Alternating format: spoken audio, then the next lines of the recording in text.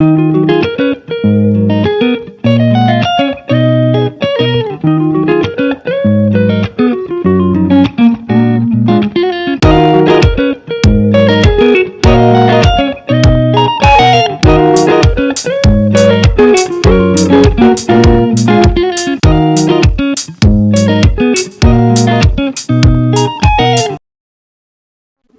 bien, amigos, hoy tenemos una de las figuras más importantes de los medios de comunicación, de las editoriales y también de la música. Tenemos al grande, el inigualable Carlos Villarrubia, un personaje increíble que falta papel para el currículum, pero para quien no te conoce, Carlos, háblanos de ti.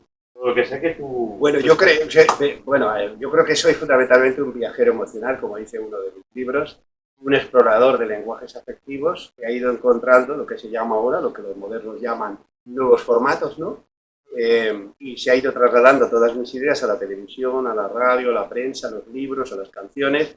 En realidad es la misma sustancia, es como la misma savia, la misma ramificación que de ese árbol, de ese bosque original, donde se van produciendo en mi conexión con la naturaleza, y cada vez que avanzo más en la edad, cada vez soy más creativo, porque también siempre hablo del placer compartido de la creación. Siempre hago creación en sistema, en cadena, en red, ¿no? Siempre comparo como cuando se enciende las lucecitas, le das un botón y de repente todo se ilumina y parece que avanza como un ejército en diferentes flancos y se transforma, la energía de una persona se transforma en millones, porque estás en conexión con el universo. Nunca quise aterrizar en esta tierra, siempre planeé, o sea, viví en mis cielos, y eso me ha dado crear lo que yo llamo el bazar de las utopías, ¿no? Y ese bazar de las utopías, que son como mis juguetes, ¿no? Los juguetes del niño y del tobogán, como digo, pues ahí organizo cosas que aparentemente son muy descabelladas, pero que como se basan en los mapas de la intuición, los mapas de las corazonadas, al final son lo más cierto también. Y eso de algún modo también ayuda, con esa energía también ayuda a la gente de alrededor, mucha gente de conocida incluso. He sido guionista de ellos, he sido asesor en la sombra de mucha gente, he sido de Juan María Puyal, de Paco Lobatón, de Victoria Prego, de muchísima gente que ha leído cosas, etcétera. Y luego ya he ido trabajando en todas las cadenas, y ahora es curioso que con el tiempo afloro a la superficie, un poco se visualiza quién es Carlos Villarrubia, que ya un poco era muy conocido, digamos, en el petit comité de la profesión, pero ahora todo me ha empujado. Lo que hablamos fuera de micro, los principios de humildad y generosidad abren todas las puertas. Sobre todo si uno se pone en sintonía con la naturaleza y en vez de pensar...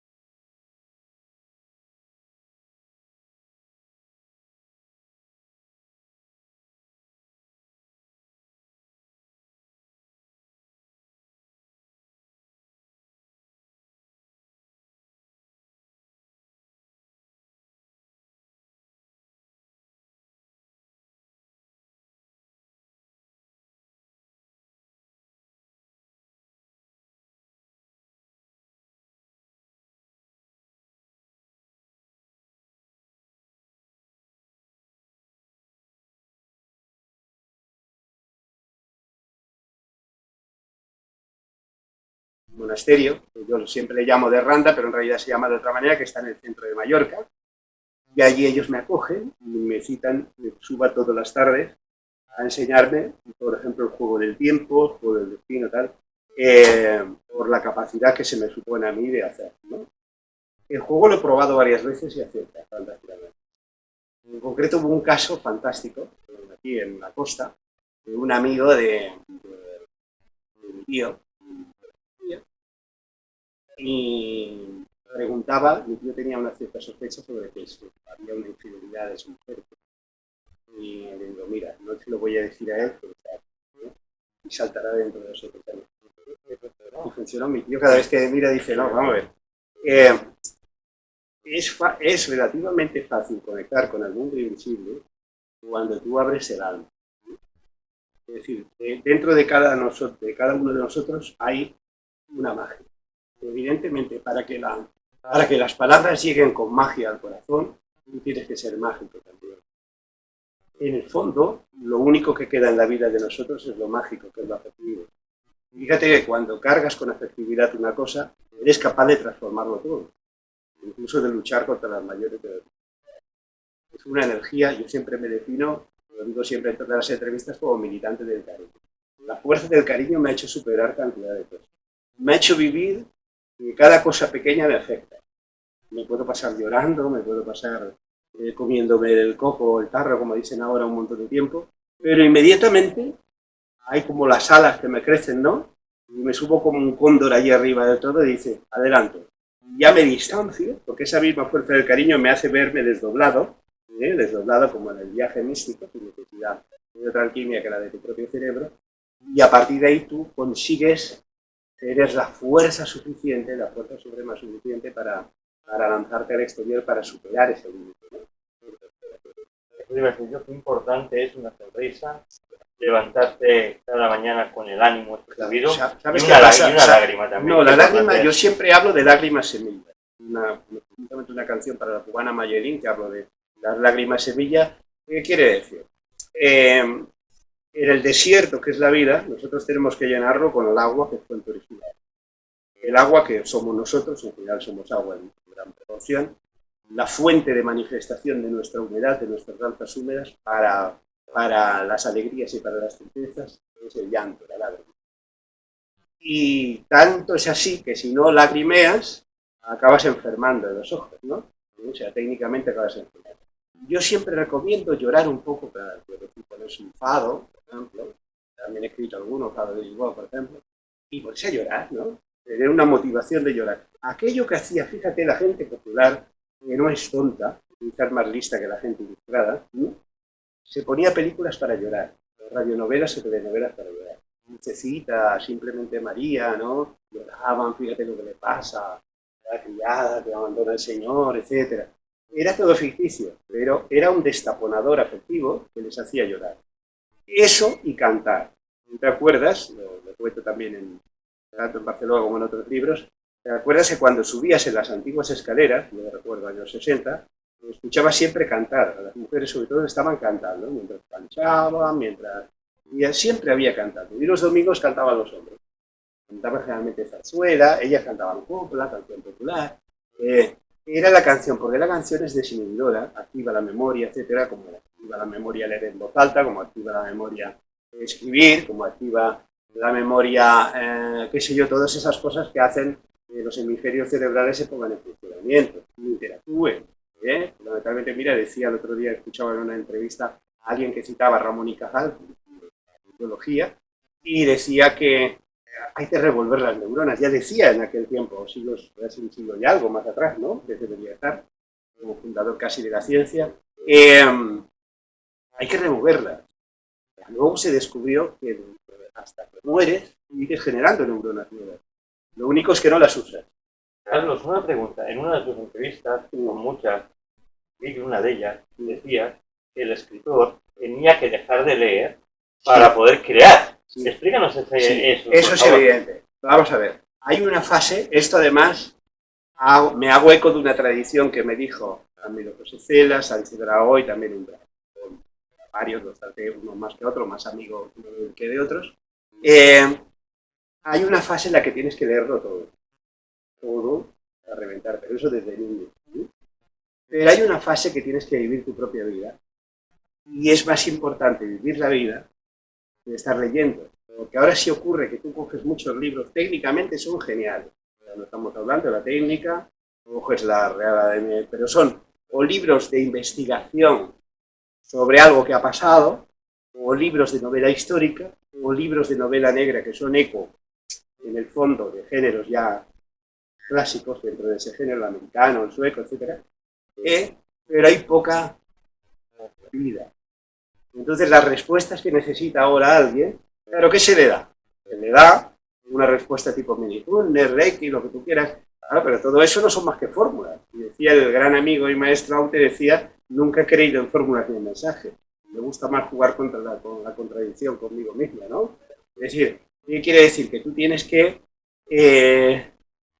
explorar, vaciarte en la vida, ser en total amplitud para descubrir las cosas. No quiere decir que haya que apelar a la ignorancia, estamos hablando que tienes que leerlo todo.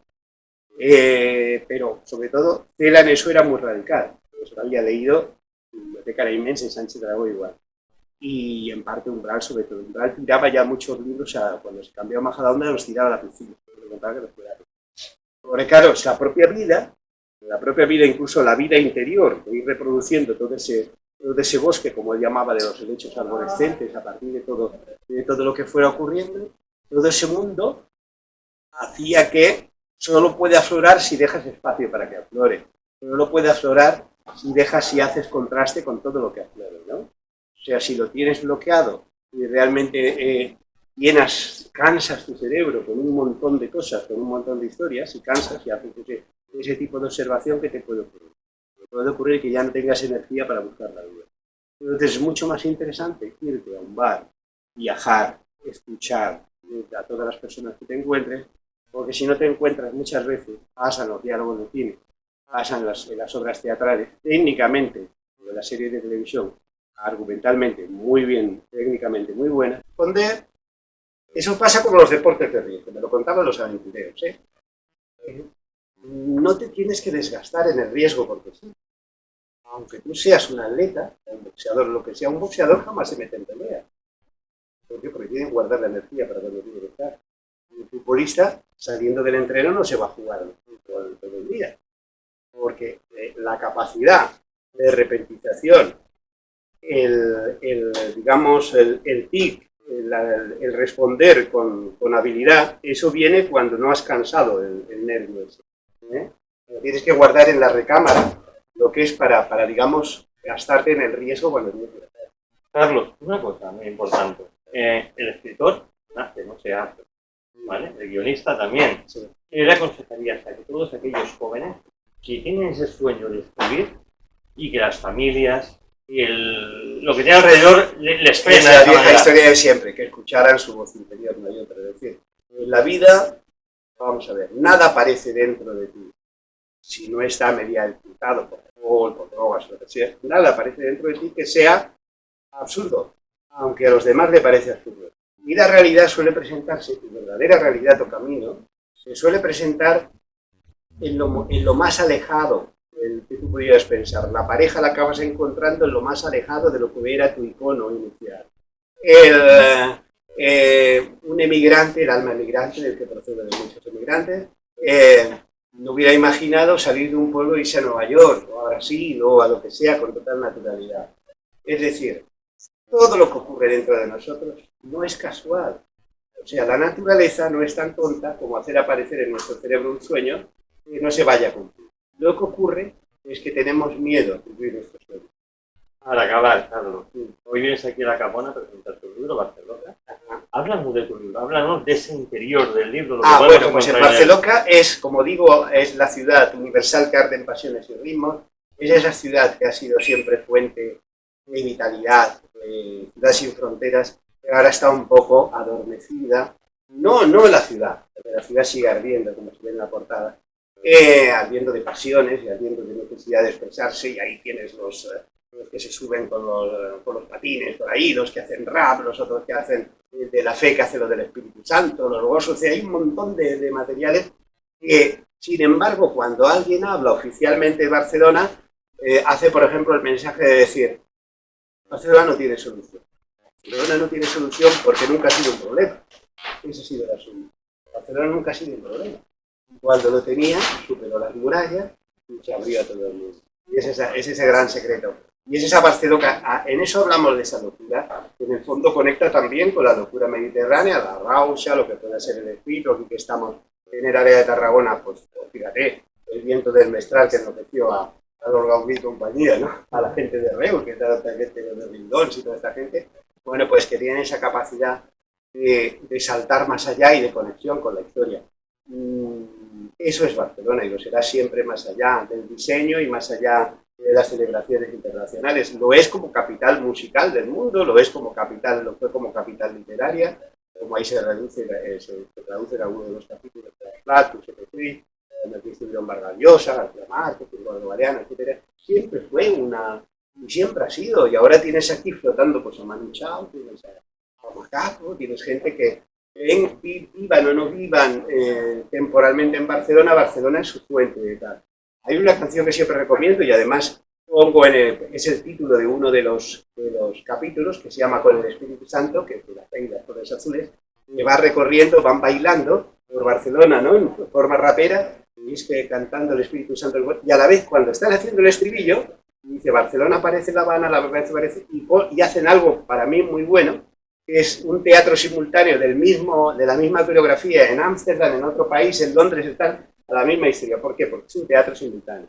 Y eso sí lo tiene Barcelona. O sea, Barcelona, lo que está ocurriendo en Barcelona tiene la verdad, la potencia de que está ocurriendo en simultáneo en otros sitios. Por ejemplo, ahora veía a Nia, que incluso también la cito en la Canaria, esta morenita, que canta el Pisando el Cielo, el famoso anuncio, ¿no? Y entonces ves el Skyline, ves cómo van paseando por la Plaza de Sánchez, por toda la zona de Poblenou, etcétera, todo ese mundo que lo están trayendo los jóvenes. Por lo tanto, ahí no hay cuando te hablan desde el punto de vista oficial solución del detritus, es decir, yo siempre veo, es decir, tú puedes ver un papel al lado de una flor.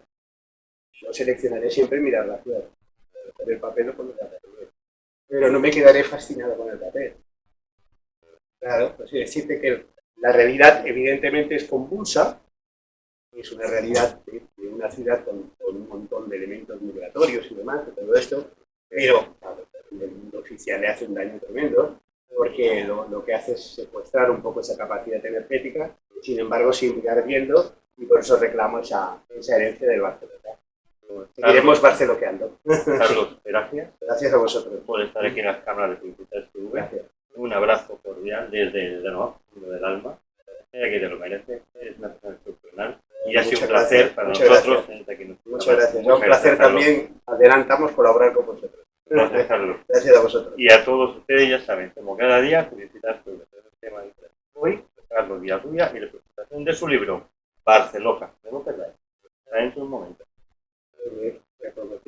Sí, selección. Pues bien, amigos, hoy tenemos una de las figuras más importantes de los medios de comunicación, de las editoriales y también de la música. Tenemos al grande, inigualable Carlos Villarrubia, un personaje increíble que falta de papel para el currículum, pero para quien no te conoce, Carlos, háblanos de ti.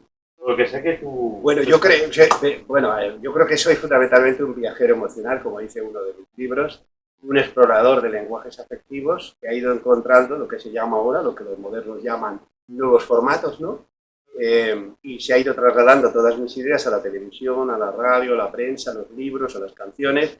En realidad es la misma sustancia, es como la misma savia, la misma ramificación que de ese árbol, de ese bosque original, donde se van produciendo en mi conexión con la naturaleza, y cada vez que avanzo más en la edad, cada vez soy más creativo, porque también siempre hablo del placer compartido de la creación. Siempre hago creación en sistema, en cadena, en red, ¿no? Siempre comparo como cuando se enciende la lucecita, le das un botón y de repente todo se ilumina y parece que avanza como un ejército en diferentes flancos y se transforma, la energía de una persona se transforma en millones, porque estás en conexión con el universo.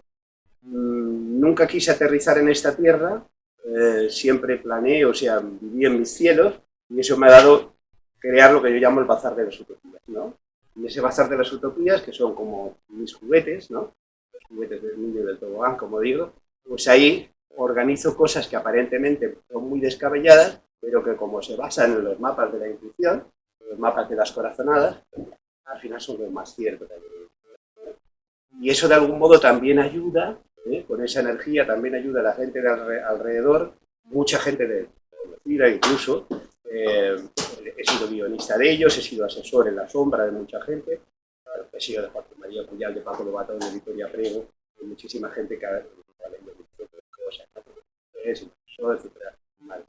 Y luego ya he ido trabajando en todas las cadenas, y ahora es curioso que con el tiempo afloro a la superficie, un poco se visualiza quién es Carlos Villarrubia, que ya un poco era muy conocido, digamos, en el petit comité de la profesión, pero ahora todo me ha empujado. Lo que hablamos fuera de micro, Los principios de humildad y generosidad abren todas las puertas. Sobre todo si uno se pone en sintonía con la naturaleza y en vez de pensar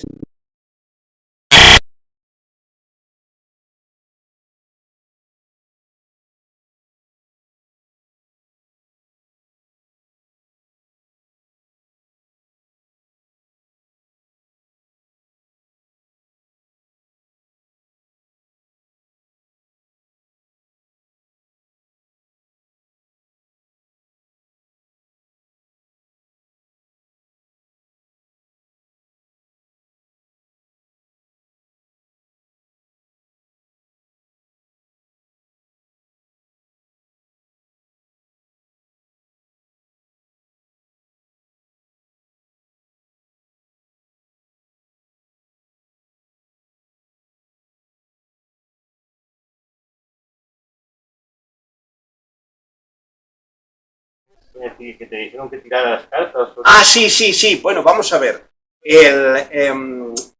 Se me supone, porque esto de la magia no se lo pone uno, sino que es lo de los demás, allí donde me he encontrado fuentes de magia, allí me han nombrado como mago o brujo.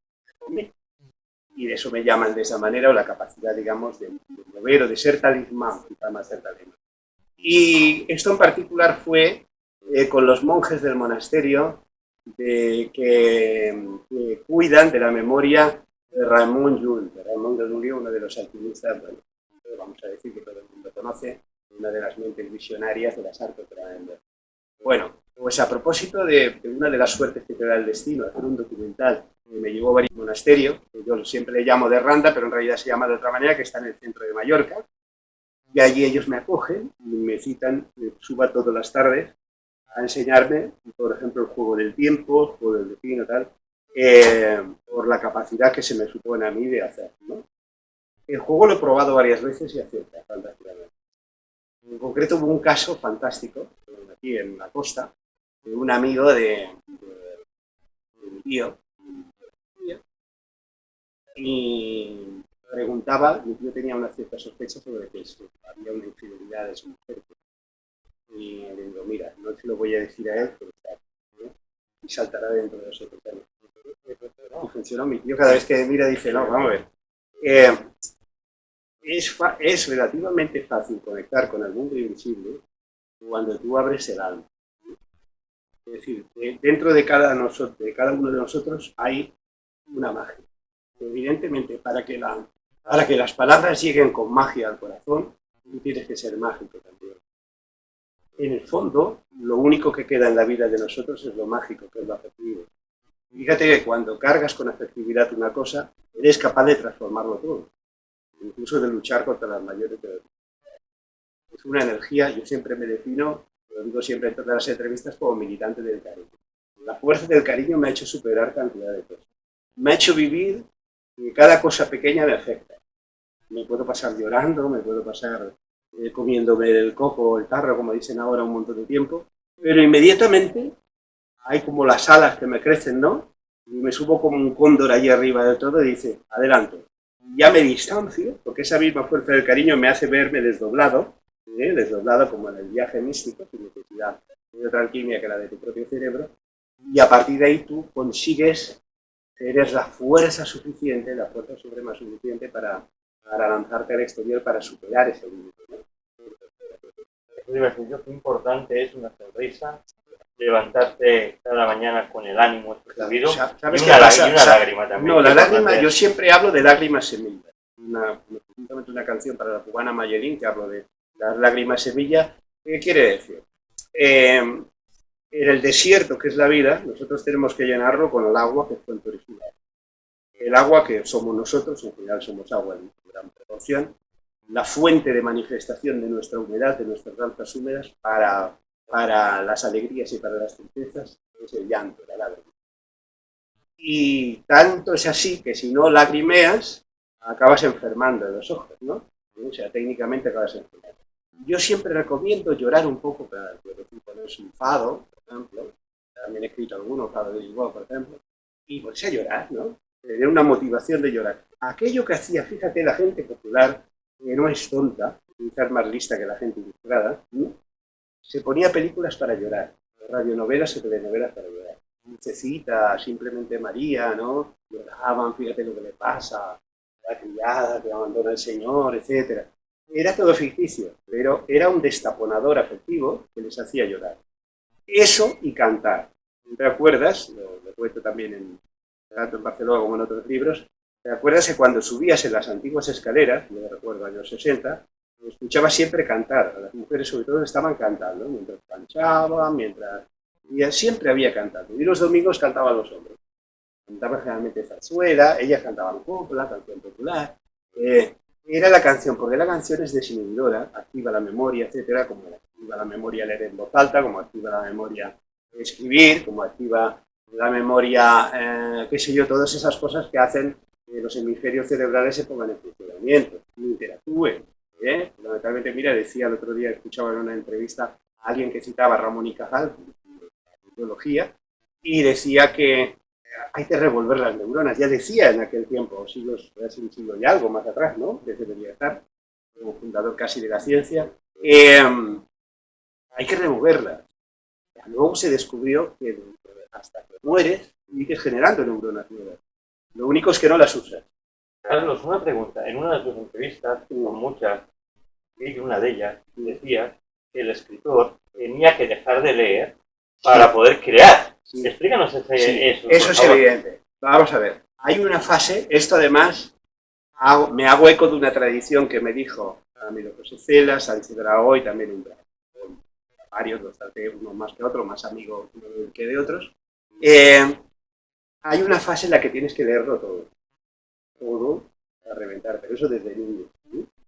Pero hay una fase que tienes que vivir tu propia vida y es más importante vivir la vida que estar leyendo, porque ahora sí ocurre que tú coges muchos libros, técnicamente son geniales, no estamos hablando de la técnica, coges la Real ADN, pero son o libros de investigación sobre algo que ha pasado, o libros de novela histórica, o libros de novela negra que son eco, en el fondo, de géneros ya clásicos dentro de ese género, el americano, el sueco, etc.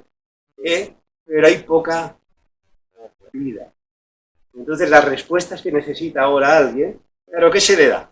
Se le da una respuesta tipo Mini-Tunnel, Reiki, lo que tú quieras. Claro, pero todo eso no son más que fórmulas. Y decía el gran amigo y maestro Aute, decía, nunca he creído en fórmulas ni en mensajes. Me gusta más jugar con la contradicción conmigo misma, ¿no? Es decir, ¿qué quiere decir? Que tú tienes que explorar, vaciarte en la vida, ser en total amplitud para descubrir las cosas. No quiere decir que haya que apelar a la ignorancia, estamos hablando que tienes que leerlo todo. Pero, sobre todo, Cela en eso era muy radical. Se lo había leído Biblioteca Inmensa y Sánchez Dragó igual. Y en parte Umbral, sobre todo. Umbral tiraba ya muchos libros, o sea, cuando se cambió a Majadahonda los tiraba a la piscina. Porque claro, la propia vida, incluso la vida interior, de ir reproduciendo todo ese bosque, como él llamaba, de los helechos arborescentes, a partir de todo lo que fuera ocurriendo, todo ese mundo hacía que solo puede aflorar si dejas espacio para que aflore. Solo puede aflorar si haces contraste con todo lo que aflore, ¿no? O sea, si lo tienes bloqueado y realmente cansas tu cerebro con un montón de cosas, con un montón de historias, y cansas y haces ese tipo de observación, que te puede ocurrir. Te puede ocurrir que ya no tengas energía para buscar la vida. Entonces es mucho más interesante irte a un bar, viajar, escuchar a todas las personas que te encuentres, porque si no te encuentras muchas veces, pasan los diálogos de cine, pasan en las obras teatrales, técnicamente, de la serie de televisión, argumentalmente muy bien, técnicamente muy buena, pero que no reconoces aquella gente. Hablo, sí. Sí. Vale, pues con otra receta, si cortamos aquí, seguimos, sí. Donde eso pasa como los deportes de riesgo, me lo contaban los aventureros, no te tienes que desgastar en el riesgo, porque sí. Aunque tú seas un atleta, un boxeador, lo que sea, un boxeador jamás se mete en pelea. ¿Por qué? Porque tienen que guardar la energía para cuando tiene que estar. Un futbolista, saliendo del entreno, no se va a jugar todo el día. Porque la capacidad de repentización,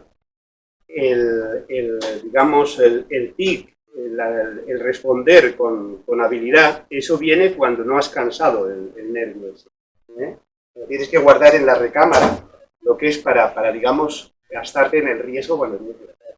Carlos, una cosa muy importante. El escritor nace, no se hace, ¿vale? El guionista también. Sí. Yo le aconsejaría a que todos aquellos jóvenes que tienen ese sueño de escribir y que las familias y lo que tiene alrededor les frena. Esa vieja historia de siempre, que escucharan su voz interior, no hay otra. Es decir, en la vida, vamos a ver, nada aparece dentro de ti si no está mediatizado por alcohol, por drogas, lo que sea. Nada aparece dentro de ti que sea absurdo, aunque a los demás le parece absurdo.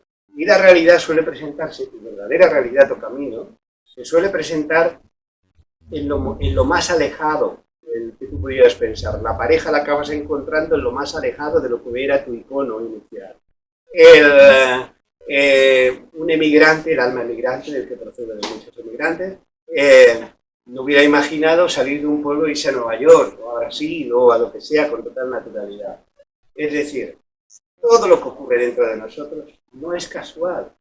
O sea, la naturaleza no es tan tonta como hacer aparecer en nuestro cerebro un sueño que no se vaya a cumplir. Lo que ocurre es que tenemos miedo a cumplir nuestros sueños.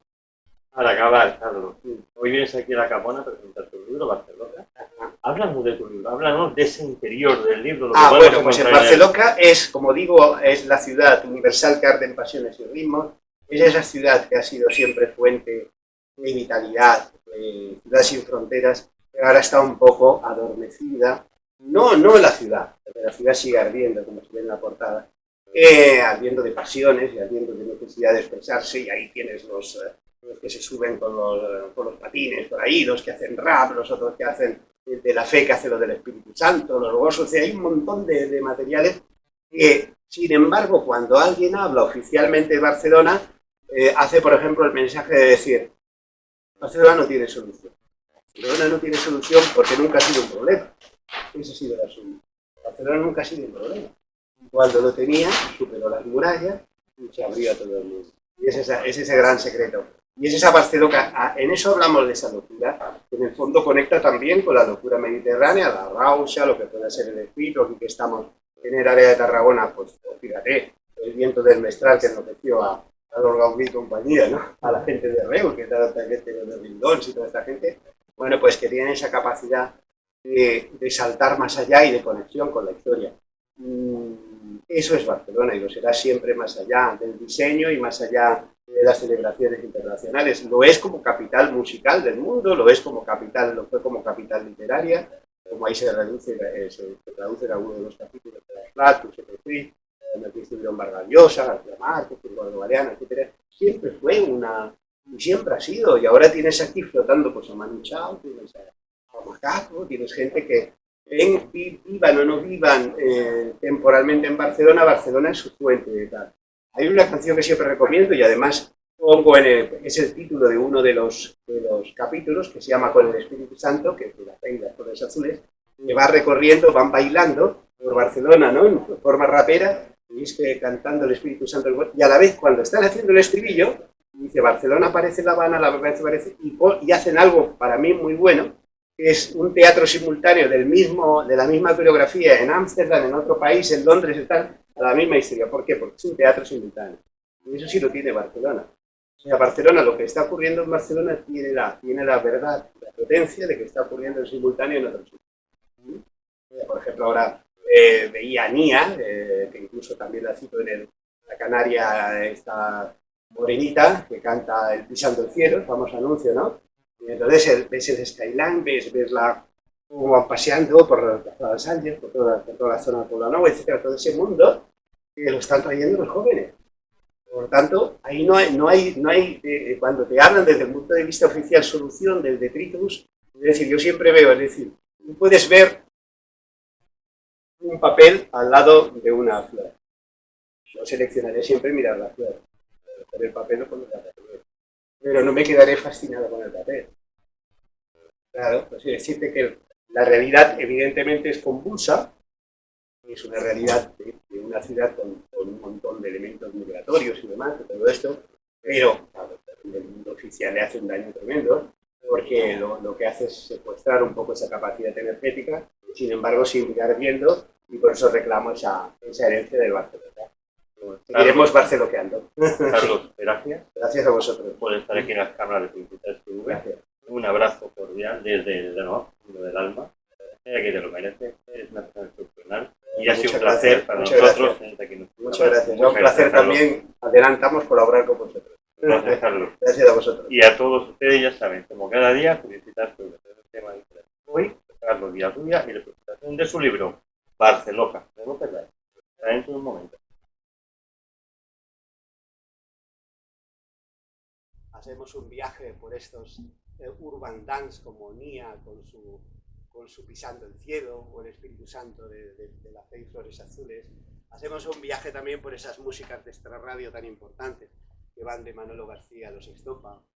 Hacemos un viaje por esa aportación de esos grandes letristas que versionaron al catalán extraordinarios temas internacionales, de Rita Pavone, como nos recita ahora Josep María Andreu, Josep María Espinàs, ¿no? Fundamentalmente los básicos de la cultura popular, ¿no? No siempre bien ubicados, no aparecen demasiado los suplementos literarios, cosa quiere decir que son muy buenos, o sea, fundamentalmente, ¿no? Pero como maestros un poco de ese arte de escribir. Bueno, Barceloca es eso, Barceloca es un trepidar apasionado, lleno de vivencias, sobre todo de una ciudad en la que veo que siempre que se habla de la ciudad de Barcelona, siempre se dice que Barcelona no tiene solución, que no tiene un problema. Bueno, se dice de Tarragona, se dice de Sevilla, se dice de todos los sitios. Bueno, esto es lo que dicen los que están en las poltronas para tenerlos entretenidos. La ciudad afortunadamente vive sola, tiene sus latidos, vive sola, se manifiesta de forma casi libertaria, como algo que creo que une a la cultura catalana. Una de las definiciones y la que lo hace más atractivo desde el punto de vista universal, aparte de sus puntos localistas, es su espíritu libertario, ¿no? Yo creo que Cataluña es una de las capitales libertarias del mundo, ¿no? En el sentido de una especie de dulceacracia, a veces de acracia con un cierto autocastigo personal, pero es simplemente cuando la gente puede manifestarse en lo que es sus creaciones populares, sus formas de vivir, sus latidos y formas de vivir, siempre se manifiesta con un espíritu muy libre, con un espíritu de concordia, como recojo ahí, ¿no? Recojo, no es un libro nostálgico, sí, veréis que al final del libro hay una lista de Spotify, ¿no? En donde cada capítulo puede seguirlo acompañado por las canciones que suenan, ¿no? Hay canciones emblemáticas que me han llevado y figuras emblemáticas que me han llevado a abrir campos, ¿no? Por ejemplo, yo pude conocer a Antonio Machín y le dedico un capítulo que se llama Las Maracas de Machín. Y cómo no, cuando te reunías con él allí en los hoteles de las Ramblas y te cantaba aquello. Dos gardenias para ti. Con ellas quiero decir, te quiero, te adoro, mi vida. Ponles toda tu atención, pues serán tu corazón y el mío. Dos gardenias para ti, que tendrán todo el calor de un beso. Esos besos que te di y que jamás encontrarás en el calor de otro que Ole que sí. Barcelona es una ciudad abulerada. Por Barcelona entró por el mar, ¿no? Ese contacto fantástico del mar, los marineros. Lo mismo entró esos ritmos latinos que hicieron al Pescailla, ¿no? Hacer desde Sarandonga, muchacho barrigón, no puedo caminar, porque toma chocolate y no come pan, por el contacto con esas culturas que venían a través de los barcos, a través de todo ese mestizaje, ¿no? Y que tenías y hacía esas versiones fantásticas. Hay dos padres de la rumba que tienen recogidos ahí también, que son Antonio González y Peret, ¿no? Que sería como el Piet de la rumba. Y hay también un homenaje a mi parte de letrista rumbero, a los temas que he hecho con los Manolos, porque hay un capítulo que se llama Rumba de Amor, y a toda esa capacidad que tiene la rumba catalana también de reflejar una de las características de Barcelona, que es esa dulce melancolía. Es una ciudad, curiosamente, que no es atlántica, pero tiene mucho de atlántica. Por eso es una ciudad en la que los gallegos siempre se han sentido muy bien. Una ciudad muy saudosa, ¿eh? Es una ciudad muy melancólica, ¿no? Cuando te tomas 2 o 3 copas... Ahí en el ambiente catalán hay una lagrimeta, ¿no? Siempre. Y no falta el ruso de la nueva vida, ¿no? Entonces, me pides sabor a mí, pero... Sabor a mí, claro, sabor a mí. Tanto tiempo disfrutando de este amor, Por la calle de la ciudad. nuestras almas se acercaron, tanto así que ya guardo tu sabor, pero tú llevas sabor a mí. Si negara mi presencia en tu vivir, bastaría con abrazarte y conversar. Tanta vida yo te di que por fuerza llevas sabor a mí. Bueno, en el libro hay también esa presencia de América. Con Roberto haremos un espectáculo que se llama América en el Corazón, donde reflejamos buena parte de esa influencia, de ritmos que vienen y van. No entraron por Madrid fundamentalmente los ritmos, entraron por Barcelona y también por Canarias. Y entró la rumba, la salsa, la famosa cumbia, la tipo colombiana, ¿no? Se va el caimán para Barranquilla. Incluso canciones míticas como Me lo dijo Adela, etcétera. Muchísimas historias nacieron o crecieron en ese contacto de los mundos internacionales, de los grandes autores. Que luego eso llegó también al mundo literario. Ahí tendréis unos capítulos también dedicados al Flash Flash, ¿no? Que era el lugar de reunión que sigue la famosa tortillería, donde estaba Polita, donde estaba el Vargas Llosa, en el García Márquez. Hay los puñetazos entre ellos dos también, los pugilatos, y fundamentalmente un poco toda esa historia. Hago también homenaje a 4 publicaciones que para mí han sido muy simbólicas en mi formación como periodista, que son Gacetas y Destinos. Hay un capítulo, Gacetas y Destinos, dedicado a Gaceta Ilustrada y a Destino, dos tremendos buques insignias y a 2 periódicos que llamo Vanguardias y Noticieros. Es decir, Noticiero Universal, un periódico con muchos columnistas creadores, como Vela Jiménez, Mateo Manegat, etcétera, Mateo Madridejos, que hicieron ese tipo de suelto, columna muy moderno, y salía por la tarde. El siero, como se le llamaba, salía por la tarde, era un vespertino. Y a eso le dedico también otro de los capítulos. Ese mundo extraordinario, ¿no? Ese mundo de tantos ritmos, y también donde entró toda esa tremenda influencia de la contracultura. Antes de que hubiera la movida en Madrid, la hubo en Barcelona, también digo, ¿eh?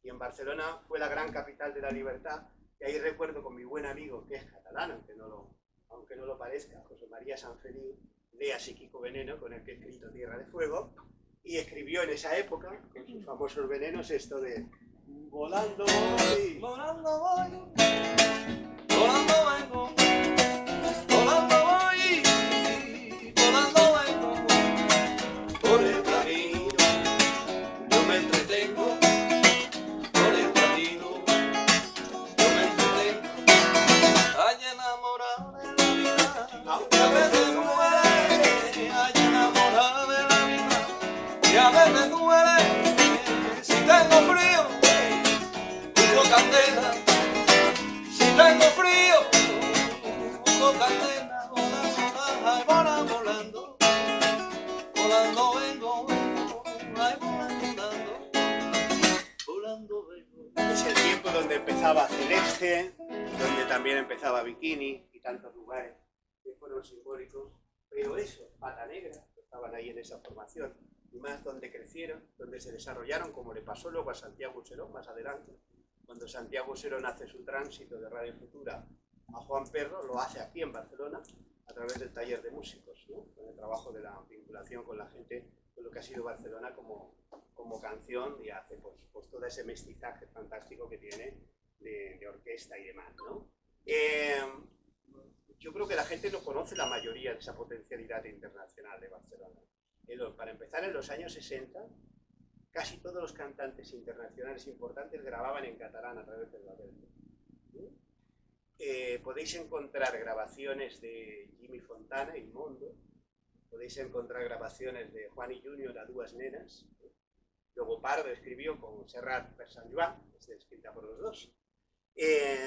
Tenían, en este caso porque tenían además el mismo manager y demás, y la misma casa discográfica. Y luego, pues, qué sé yo, Rita Pavone, ¿no?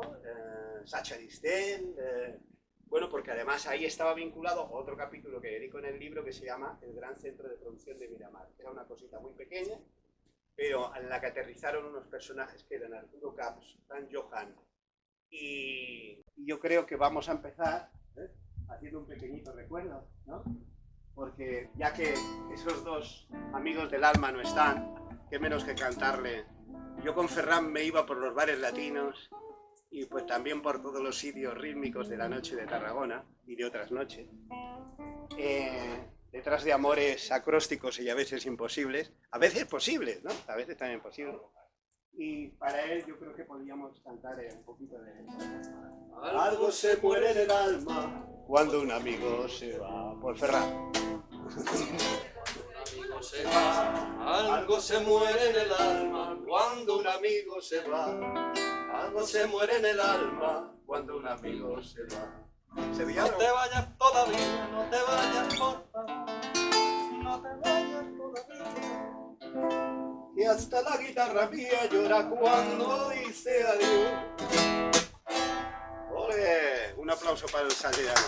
Y un aplauso sobre todo para lo más importante de la vida, que es la secuencia, que es la sustancia efectiva, eso que nos mantiene y que hace que las querencias, incluso de la gente que ha desaparecido, nos dé más fuerza y nos acompañe. Hoy nos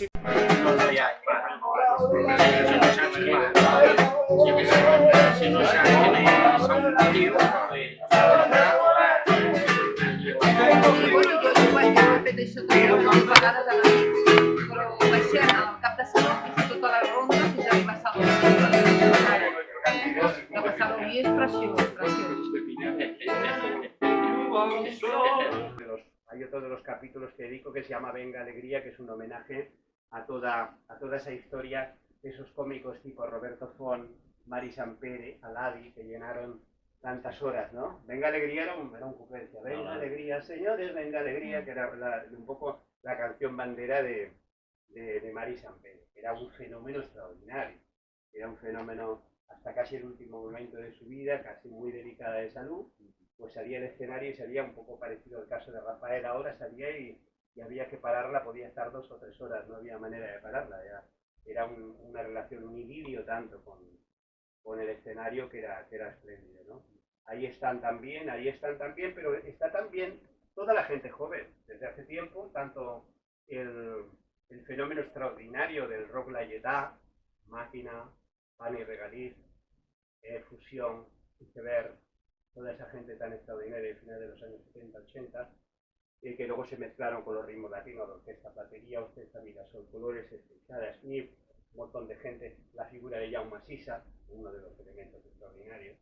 Bueno, yo creo que una de las canciones emblema, aparte del Qualsevol nit pot sortir el sol, pero L'Home Dibuixat es una canción que ha llegó a ser un tema que se ha convertido en un estándar de las verbenas populares, ¿no? De todo el mundo, de todo el mundo latino, incluso de aquí y de fuera, porque hay versiones de estas historias. Esa gente es irrepetible, en una época de Barcelona extraordinaria, fue donde yo empecé también en periodismo, finales de los 70, con Joaquín María Puyá, que no nos acostamos hasta las 6 de la mañana, pero no llegábamos a las 6 de la mañana porque se vivía una Barcelona que no cerraba nunca. Tengo el recuerdo fantástico, lo recojo ahí también, de acostarme con el periódico del día siguiente. Te acostabas con el periódico del día siguiente y pasabas a las Ramblas a las 4 o 3 de la mañana y lo cogías. Era el que se iba a sacar en los kioscos por la mañana, la primera edición. Y ya te acostabas ahí como un rey a las 6 de la mañana leyendo las noticias del asunto, ¿no? Era una ciudad muy divertida, con su riesgo, con sus peligros, pero no esa ciudad, digamos, que se va pareciendo más al Bronx en muchos casos que tenemos ahora, ¿no? Una ciudad triste en buena parte, no por dentro de las casas de la gente, sino porque oficialmente se ha dejado triste, porque es una ciudad que se ha dejado caer por la propia especulación inmobiliaria, porque hay barrios que se quieren dejar caer, como pasó en Madrid, que yo he vivido en Malasaña. Malasaña cuando yo lo conocí y viví era aquello una pelea cotidiana y luego lo renovaron y ahora venden los apartamentos 5 o 6 veces más. Y eso está pasando en el Raval. Hubo la operación, que no vamos a decir los nombres, porque estaban detrás elementos muy conocidos de la cultura catalana, ese elemento de ese gran golpe inmobiliario de la Plaza Real, ¿no? Reconvertir las pensiones antiguas en apartamentos, ¿no? Que daba Nazario, que era el único que quedaba ahí colgado, ¿no? Exacto, daba Nazario, el único que quedaba colgado, el único que quedaba despendolado dentro de ese punto fuera. Pero bueno, ahí sí, eso luego estuvo Lluís Llach, Pawlowski, el Paraiguas, el Carrer de la Enseñanza, Lluís, el Extraordinario también, y compartiendo con él, que también lo sacamos en el libro.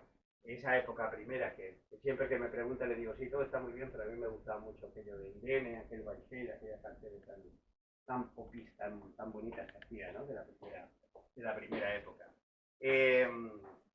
Barcelona ha tenido eso que era, que te podías codear con los artistas, que lo ha mantenido siempre Madrid y Sevilla, pero que ahora ya no.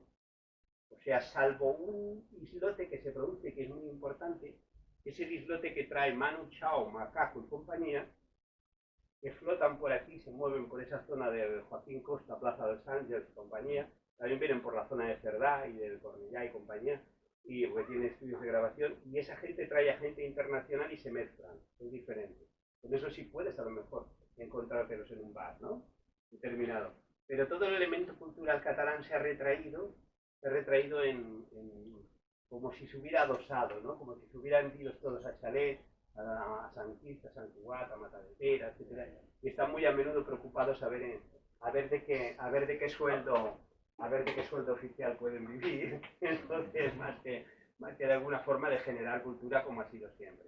Pero eso lo quiero recorrer a través del libro y a través de las canciones en muchos escenarios.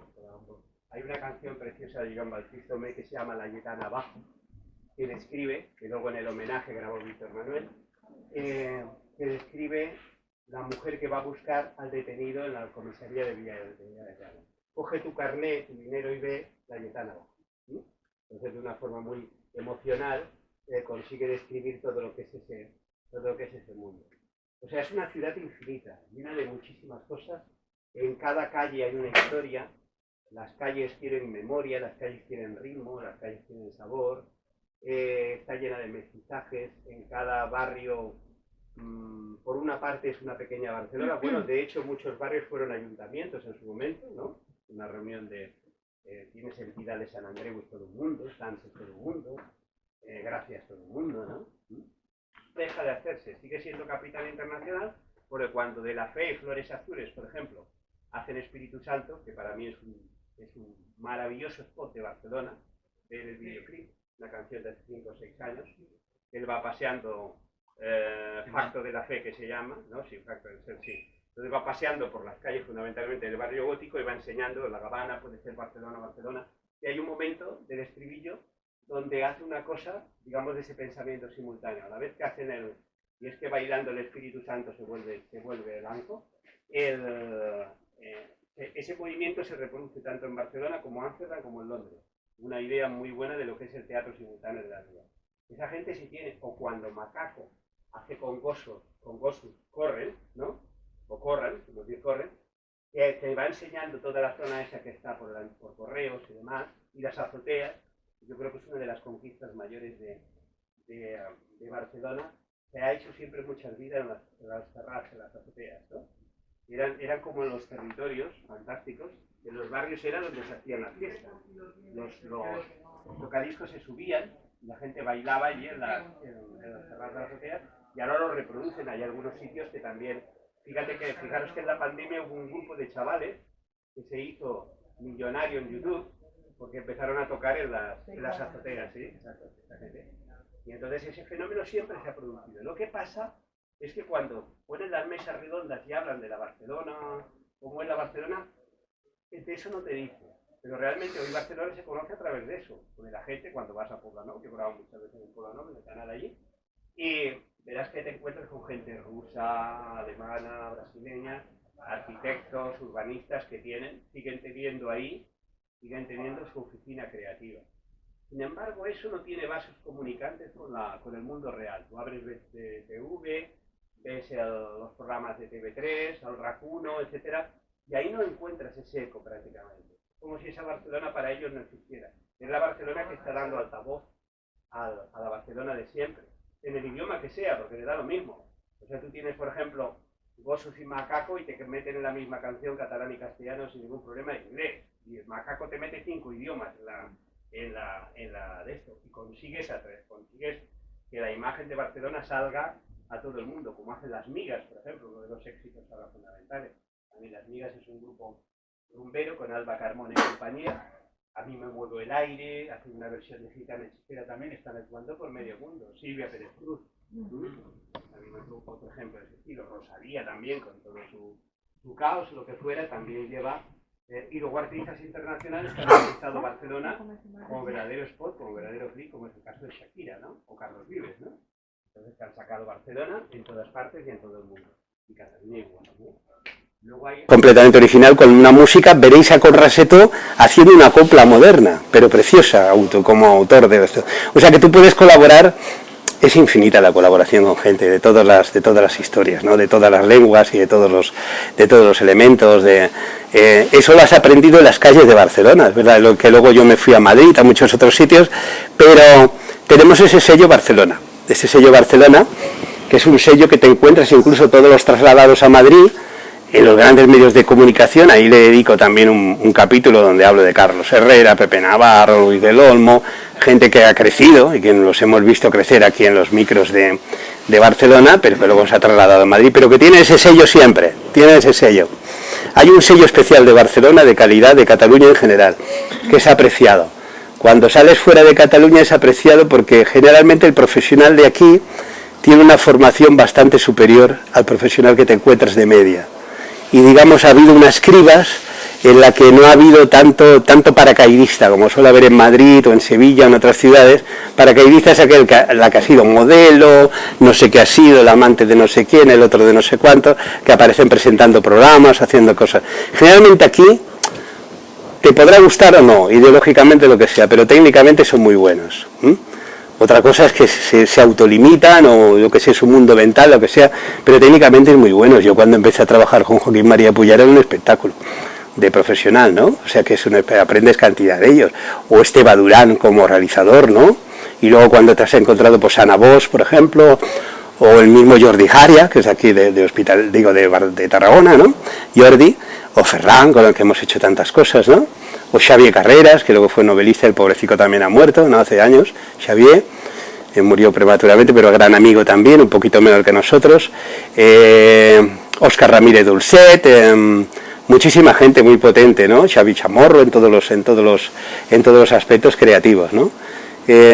Lo que pasa es que yo creo que tanto en Barcelona como en Tarragona, que en eso se parecen como el haz y el en vez de una misma hoja, la gente no es consciente de la potencia creativa que tiene, ¿no? No es consciente de lo que hay.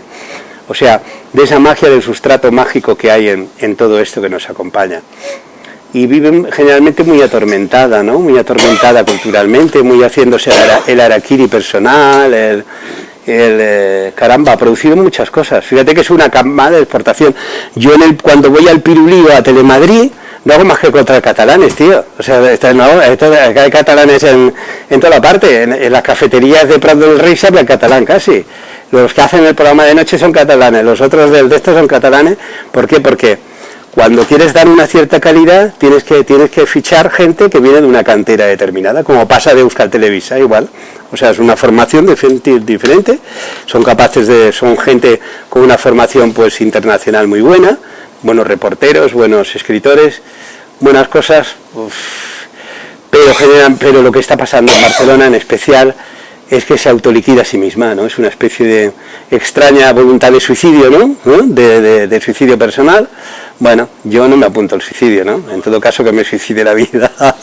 Yo seguiré parrandeando en mi Barceloca, en esa Barcelona universal, en esa Barcelona pasional, que es en la que me he educado, en la Barcelona de las calles, en la Barcelona de tal, esa Barcelona que arde en pasiones, ¿no? Como se ve ahí en la portada.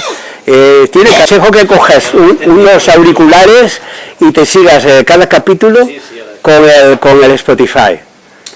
Con el Spotify, con la lista de Spotify que hay, porque Villarás, por ejemplo, está un capítulo, quisiera ser, que aparte del tema del dúo dinámico, o te encuentras el capítulo donde ves esa relación cabaretera de Lorenzo González que se mezcla con luego lo que puede hacer Santiago Serón. Busco ese salto de etapas para que veáis que las épocas son vasos comunicantes, ¿sabes? O sea, que no son historias que desaparecen unas de otras, ¿no? Sino vasos comunicantes importantes. También quiero recalcar que a figuras tan importantes que luego yo traté en Madrid, como es Alain Miló, una figura básica de la cultura catalana, el productor del Águila Negra de María del Mar Bonet, de la ópera de Dalí. Se casó con una catalana, con Montserrat, luego fue a Madrid y en Madrid produjo Black is Black, Brit a Little Lovin', de los Bravos, produjo Ponte de Rodillas de los Canarios, produjo A los que hirió el amor de Pedro Ruy Blas, produjo a Miguel Gallardo, Mi próximo amor, o otra persona a la que hay que evocar, porque Miguel era un gran enamorado de Barcelona. Es otro, para conocer la Barcelona antes de que se inventara la novela negra, al estilo español, pues tenéis un personaje que yo cito ahí también, que es Tomás Salvador, que era el propietario del bar Zurich, no del bar, sino del kiosco que hay enfrente de Zurich, del famoso kiosco, y era comisario de policía, era de Palencia como mi padre, y era un individuo que trabajaba como policía en el barrio chino, Tomás Salvador, y tiene unas novelas sobre Barcelona espectaculares, de los años 60, ganó, creo, no sé si fue un premio Planeta, me parece que ganó también, o varios premios, sí, Tomás Salvador con alguno de ellos, pero sobre todo ese tipo de novela donde te describe, porque tiene la habilidad, como otro gran autor de novela policíaca, que es García Pavón, yo creo que el que ha creado el personaje, antes que Carballo, con más sentido, incluso con más sabor, imaginó un detective, un policía detective en La Mancha, divertidísimo, algo parecido a lo que podía ser Montalbán en su momento, ¿no? Y que se llamaba Plinio, y también se hizo una serie espectacular, Las aventuras de Plinio, buenísimo, Francisco García Pavón, porque tienen la habilidad de contar la trama de lo que está ocurriendo, y luego un montón de cosas descriptivas, y cada personaje tiene sentido. Yo ahora veía en el hotel un rato Don Mateo, que me encanta esa serie, Don Mateo, es una serie que hace Terence Hill como protagonista, que han estado haciéndolo en Italia 25 años, ya se cansó de hacerlo con 80 años, ya dijo que me voy, y está situado en un pueblecito muy bonito de Italia.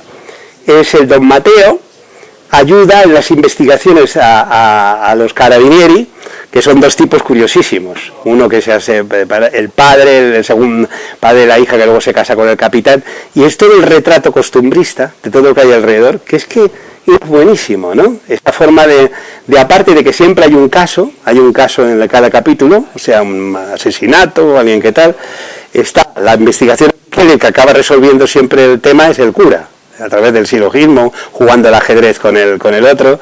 Dice, ¿se ha fijado que aquello tal?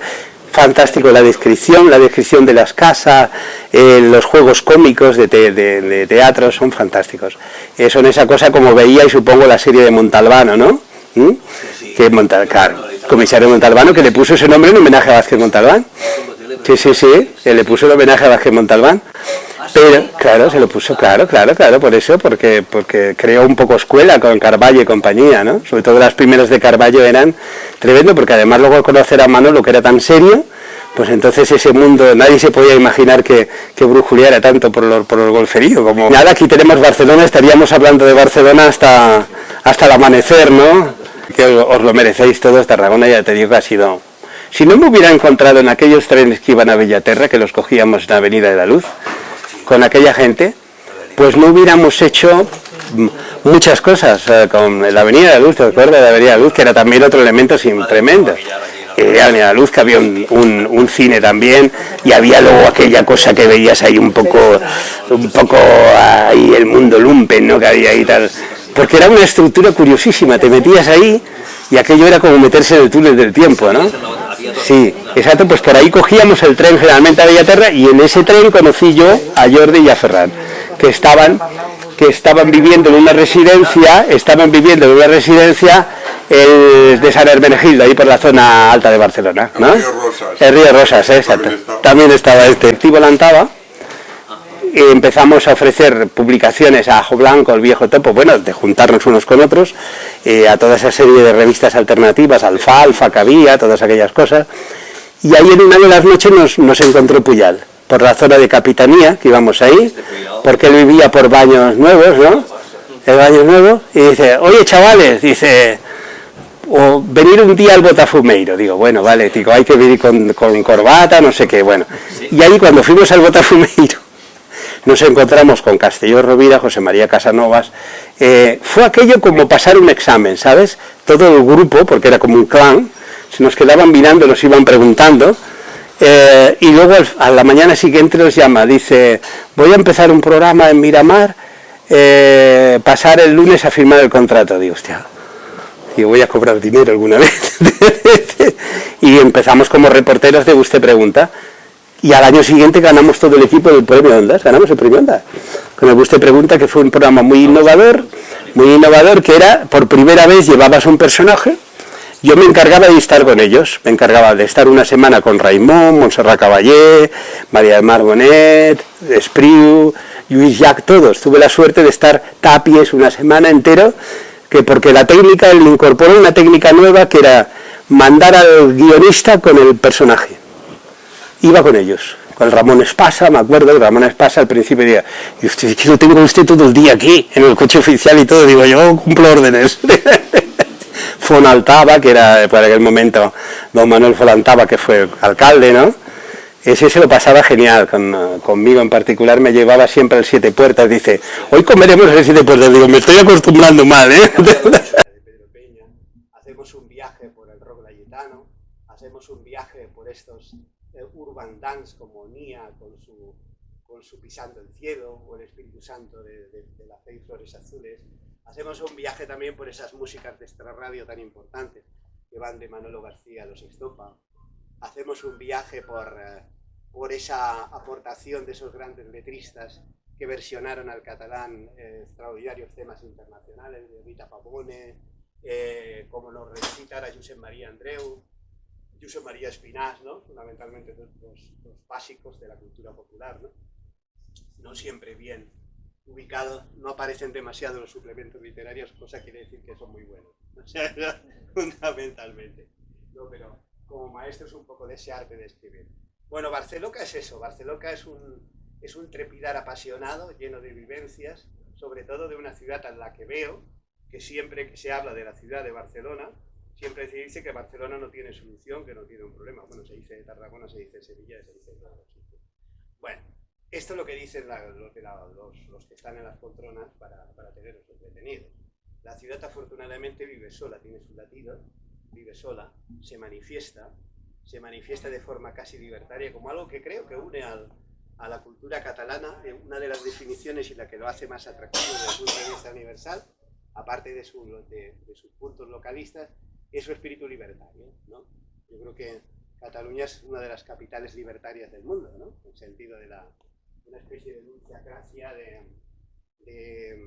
a veces de acracia con un cierto autocastigo personal, pero es simplemente cuando la gente puede manifestarse en lo que es sus creaciones populares, sus formas de vivir, sus latidos y formas de vivir, siempre se manifiesta con un espíritu muy libre, con un espíritu de concordia, como recojo ahí, ¿no? Recojo, no es un libro nostálgico, sí, veréis que al final del libro hay una lista de Spotify, ¿no? En donde cada capítulo puede seguirlo acompañado por las canciones que suenan, ¿no? Hay canciones emblemáticas que me han llevado, y figuras emblemáticas que me han llevado a abrir campos, ¿no? Por ejemplo, yo pude conocer a Antonio Machín, y le dedico un capítulo que se llama Las Maracas de Machín, y cómo no, cuando te reunías con él allí en los hoteles de las Ramblas y te cantaba aquello. Dos gardenias para ti. Con ellas quiero decir, te quiero, te adoro, mi vida. Ponles toda tu atención, pues serán tu corazón y el mío. Dos gardenias para ti, que tendrán todo el calor de un beso. Esos besos que te di y que jamás encontrarás en el calor de otro que tú. No, de que sí, tenías y hacías esas versiones fantásticas. Hay dos padres de la rumba que tienen recogidos ahí también, que son Antonio González y Peret, ¿no? Que sería como el 10 de la rumba. Y hay también un homenaje a mi parte de letrista rumbero, a los temas que he hecho con los Manolos, que hay un capítulo que se llama Rumba de Amor, y a toda esa capacidad que tiene la rumba catalana también de reflejar una de las características de Barcelona, que es esa dulce melancolía. Es una ciudad, curiosamente, que no es atlántica, pero tiene mucho de atlántica. Por eso es una ciudad en la que los gallegos siempre se han sentido muy bien. una ciudad muy saudosa, es una ciudad muy melancólica, ¿no? Cuando te toca Tanto tiempo disfrutando de este amor, por la calle de la ciudad. nuestras almas se acercaron, tanto así que ya guardo tu sabor, pero tú llevas sabor a mí. Si negara mi presencia en tu vivir, bastaría con abrazarte y conversar. Tanta vida yo te di, que por fuerza llevas sabor a mí. Bueno, en el libro hay también esa presencia de América. Con Roberto haremos un espectáculo que se llama América en el Corazón, donde reflejamos buena parte de esa influencia, de ritmos que vienen y van. No entraron por Madrid fundamentalmente los ritmos, entraron por Barcelona y también por Canarias. Y entró la rumba, la salsa, la famosa cumbia, la tipo colombiana, ¿no? Se va el caimán para Barranquilla. Incluso canciones míticas como Me lo dijo Adela, etcétera. Muchísimas historias nacieron o crecieron en ese contacto de los mundos internacionales, de los grandes autores. Que luego eso llegó también al mundo literario. Ahí tendréis unos capítulos también dedicados al Flash Flash, ¿no? Que era el lugar de reunión que sigue la famosa tortillería, donde estaba Polita, donde estaba el Vargas Llosa, en García Márquez, ahí los puñetazos entre ellos dos también, los pugilatos, y fundamentalmente un poco toda esa historia. Hago también homenaje a 4 publicaciones que para mí han sido muy simbólicas en mi formación como periodista, que son Gacetas y Destinos. Hay un capítulo, Gacetas y Destinos, dedicado a Gaceta Ilustrada y a Destino, dos tremendos buques insignias y a 2 periódicos que llamo Vanguardias y Noticieros. Es decir, Noticiero Universal, un periódico con muchos columnistas creadores como Vela Jiménez, Mateo Manegat, etcétera, Mateo Madridejos, que hicieron ese tipo de suelto, columna muy moderno, y salía por la tarde. El siero, como se le llamaba, salía por la tarde, era un vespertino. Y a eso le dedico también otro de los capítulos. Ese mundo extraordinario, ¿no? Ese mundo de tantos ritmos, y también donde entró toda esa tremenda influencia de la contracultura. Antes de que hubiera la movida en Madrid, la hubo en Barcelona, también en Vigo, y en Barcelona fue la gran capital de la libertad, y ahí recuerdo con mi buen amigo, que es catalán, aunque no lo parezca, José María Sanfeliu, Leas y Kiko Veneno, con el que he escrito Tierra de Fuego, y escribió en esa época, con sus famosos venenos, esto de volando voy, Volando voy, volando vengo, volando voy, volando vengo, por el camino yo me entretengo, por el camino yo me entretengo, hay enamorado de la vida, aunque a veces duele, hay enamorado de la vida, y a veces duele, si tengo frío, busco candela, si tengo frío, busco candela, volando, volando vengo, ay, volando vengo. Es el tiempo donde empezaba Celeste, donde también empezaba Bikini y tantos lugares que fueron simbólicos, pero eso, Pata Negra, estaban ahí en esa formación, y más donde crecieron, donde se desarrollaron, como le pasó luego a Santiago Userón más adelante. Cuando Santiago Userón hace su tránsito de Radio Futura a Juan Perro, lo hace aquí en Barcelona, a través del taller de músicos, ¿no? Con el trabajo de la vinculación con la gente, con lo que ha sido Barcelona como canción, y hace pues todo ese mestizaje fantástico que tiene de orquesta y demás, ¿no? Yo creo que la gente no conoce la mayoría de esa potencialidad internacional de Barcelona. Para empezar, en los años 60, casi todos los cantantes internacionales importantes grababan en catalán a través del label.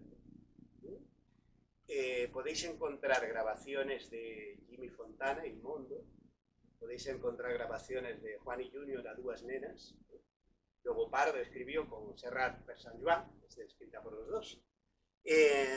Tenían, en este caso porque tenían además el mismo manager y demás, y la misma casa discográfica. Y luego, pues, qué sé yo, Rita Pavone, ¿no? Sacha Distel, bueno, porque además ahí estaba vinculado otro capítulo que dedico en el libro que se llama El Gran Centro de Producción de Miramar, que era una cosita muy pequeña, pero en la que aterrizaron unos personajes que eran Arturo Caps, Fran Johan y otra vez.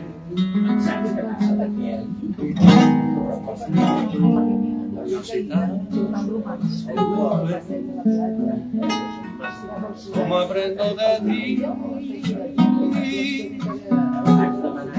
quisiera cantarte otra vez. Lo quisiera curiosidad de para ti.